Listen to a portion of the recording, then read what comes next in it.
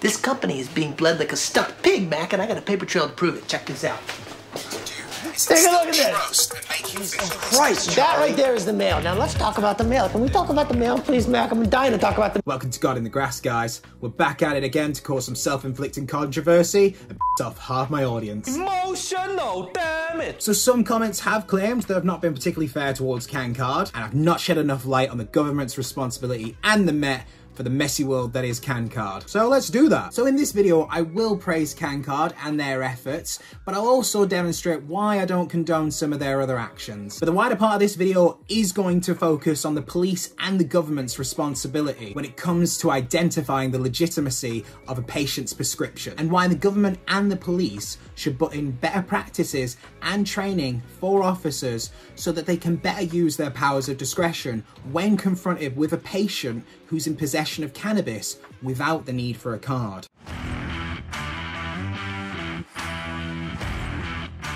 So firstly, the good.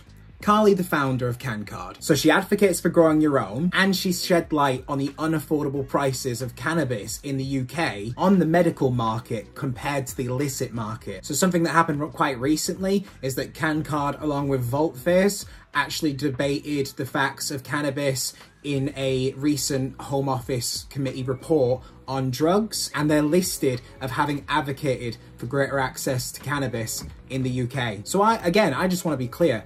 I actually find this incredibly inspiring. She has led to greater awareness of cannabis, and she's changed some of the stigma associated with cannabis in the UK.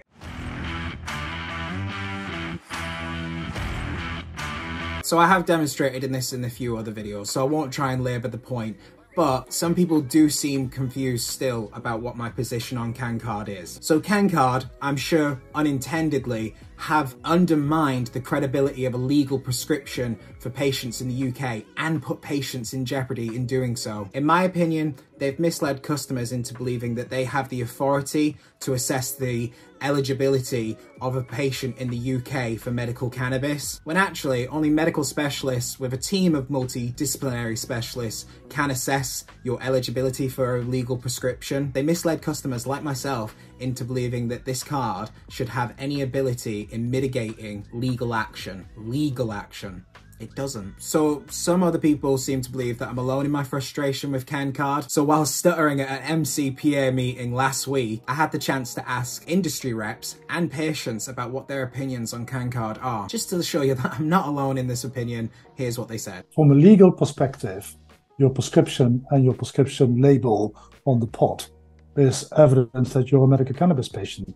Simple as that. We never needed more than that. And one could argue that it does confuse people. Police don't really know. I mean, they should know that a prescription and a prescription pot is fine, but they also receive news about CanCard and all of that stuff. And I'm not sure it always lands the way it was intended to land. So people have confused things and are confusing things. And that's never right. What I would really like to do, and we've been having conversations with CanCard, is we need to align messaging. But for me, it kind of makes CanCard obsolete because, you know, there is no need for this other entity that is in the cannabis medical market. I believe when I did have a CanCard in the original days, because it was marketed to me as protection for a black market user that did not have a prescription but that may qualify for one.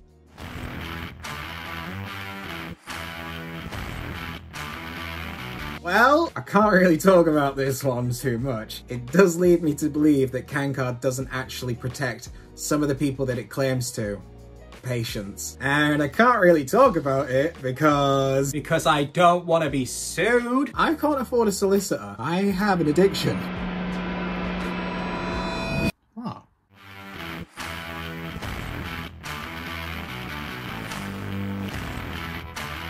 So now we talk about the government's responsibility in all this.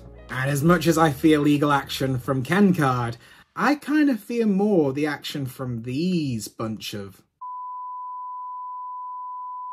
Squeeze a lemon right in between Rishi Sunak. Great supply of vertebrate jellies.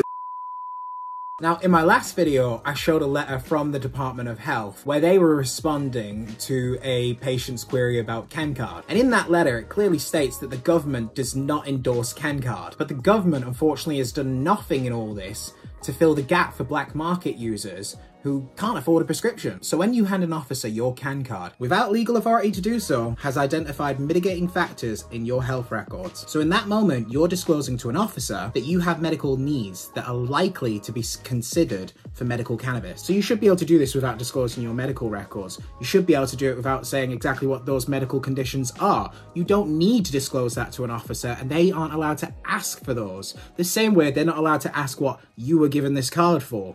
So if when you disclose that to an officer, they're not accepting it, but ordinarily they would accept a CanCard, then in my opinion, I don't think they're using their discretion fairly. But they would still be using that discretion that they're afforded to decide whether or not those mitigating factors would justify you being in possession of cannabis. That isn't how it should work. You shouldn't need to pay anyone to demonstrate your mitigating factors from others who don't have the endorsement of the government, don't have the authority, and don't have the legal qualifications to do so. This is actually a huge oversight on the government and the Met's responsibility, not on CanCard. CanCard have actually done something good to shed a light on it.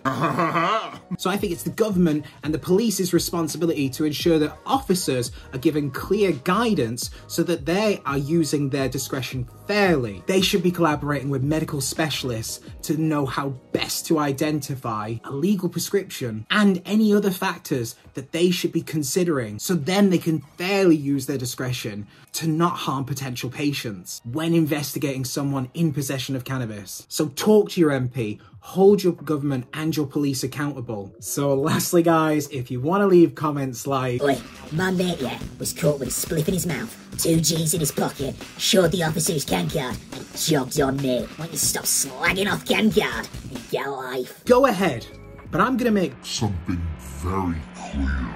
I'm happy for you. If you want to hold me account, please do. Ultimately, myself, CanCard, patients, we all want the same thing. Greater access to medical cannabis, but we've got to hold each other to account. Patients have repeatedly been the ones left to tie up those loose ends. This isn't our responsibility. This should be the responsibility of the officers with clear and open direction, and it has to come from the top in our government. But as always guys, remember to love yourselves, have a great day, and I'll see you in the next one.